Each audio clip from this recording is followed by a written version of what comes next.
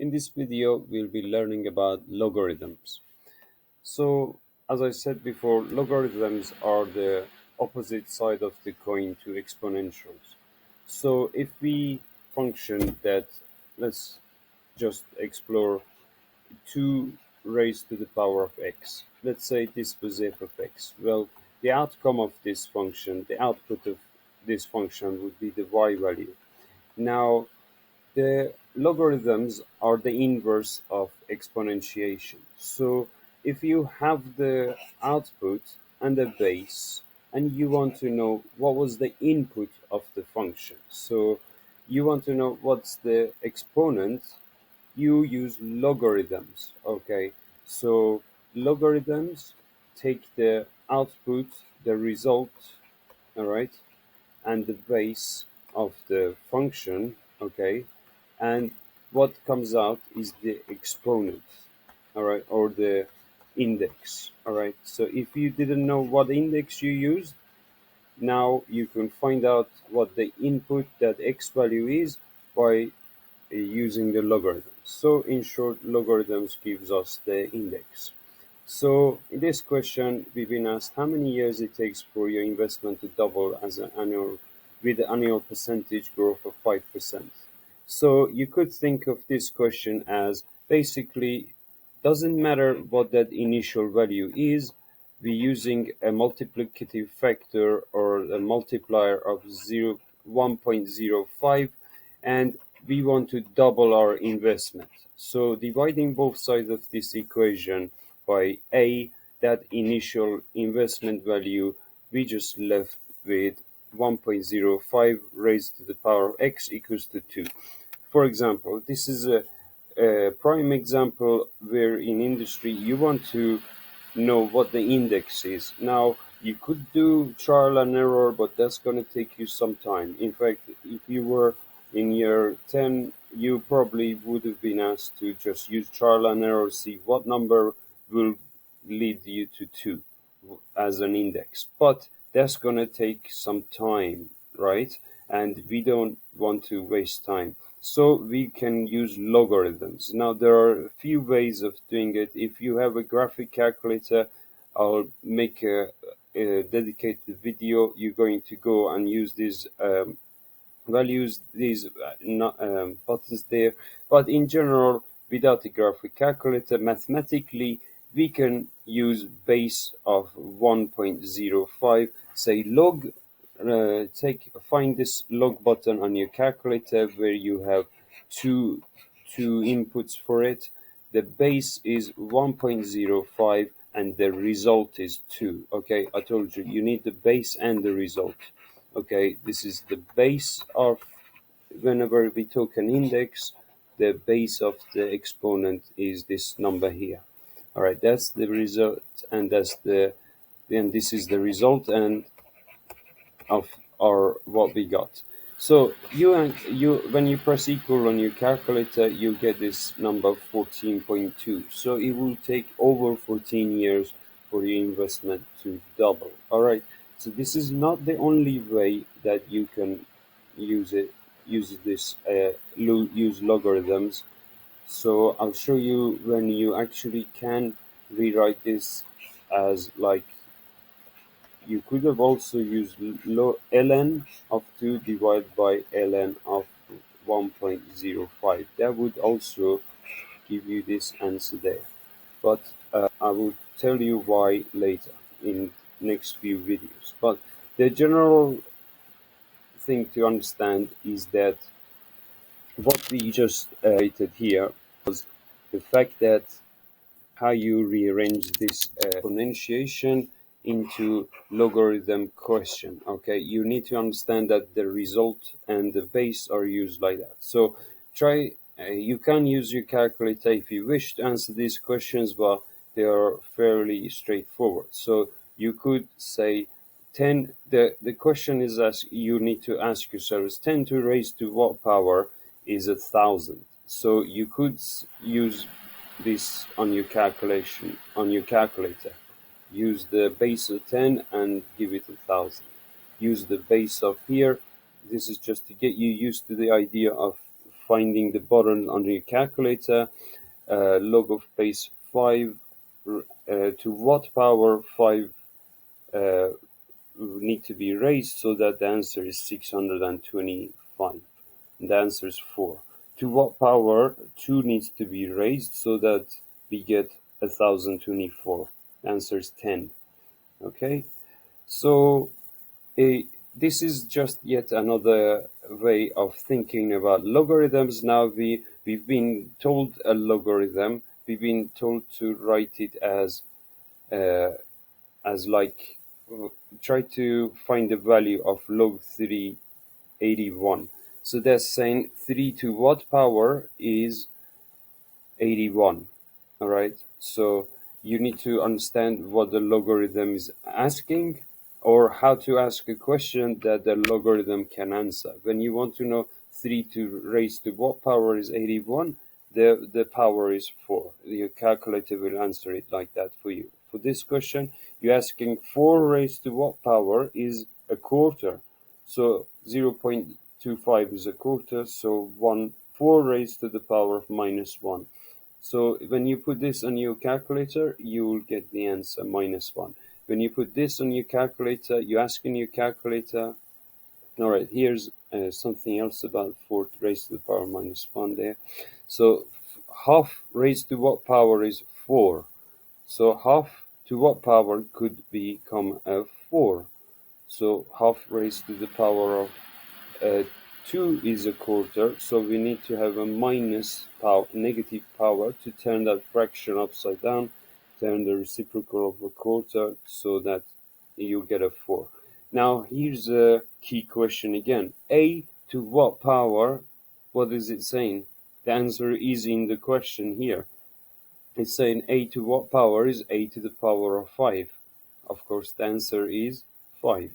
Now, this is also another logarithm rule here that I will explain to you in the next video when I explain logarithm laws. This 5, you can actually bring it to the front and write it as 5 lots of log a. All right, and because this is simply a 1, you're saying 5 times 1, and the answer is therefore 5. Okay, so there, the answer there was 5, because it was in the question itself. Index was a 5.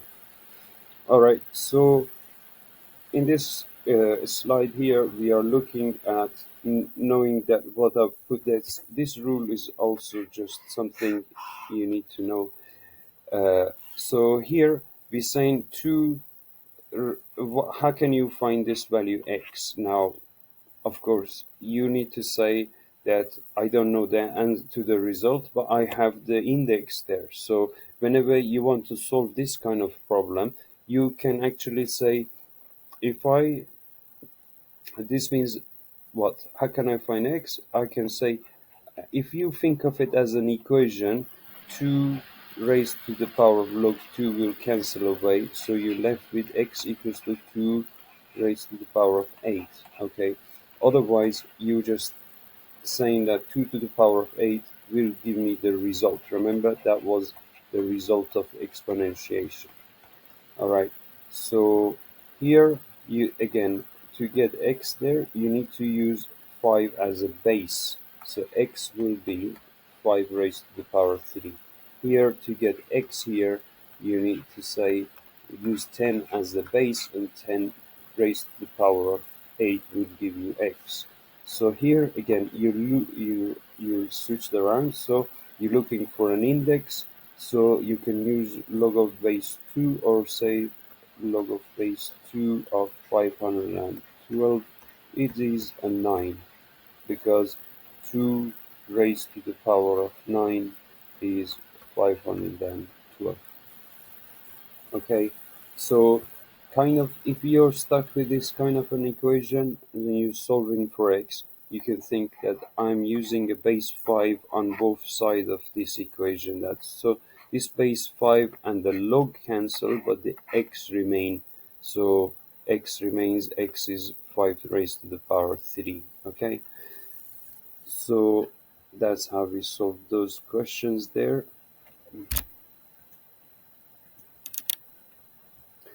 T-lobes is another way of thinking about it. Take log of both sides, okay? If you're looking for an index, you take log of both sides. And this log of base 2 and 2 cancel there. So log of base 2 of 512 is 9. Alright, so log and the base cancel away, 5 and the log cancel away. Here they cancel away, they cancel away. Alright, and so on and so forth. Okay, so let's look at this. This is an exercise for you. You can write this as this logic. So here you're asking what? You're asking to write this as to find x, you would write 2 raised to the power of 5. To find x here, I suggest you pause the video on how we got this. Okay, so there you go. The timer is started.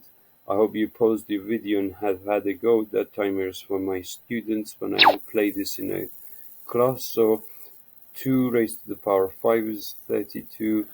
5 raised to the power of 3 is the answer x. Here, to write this as a logarithm, you write 10 as log of base 10 and you put 3 full index, alright? So to write this as a logarithm, because the base log of 2 is in the base, so you use it like so. You write it like so, 2 to the power of 10. If you write this, you want to write this as a logarithm, you say 10 to the power of 1. X is 10. Alright, so and so on and so forth. So I showed you here, if I have log of 10 and 10, they give me 1, okay? Log of anything, and that's that thing itself. Log of base A of A is 1. So here's a question, can you take log of a negative number?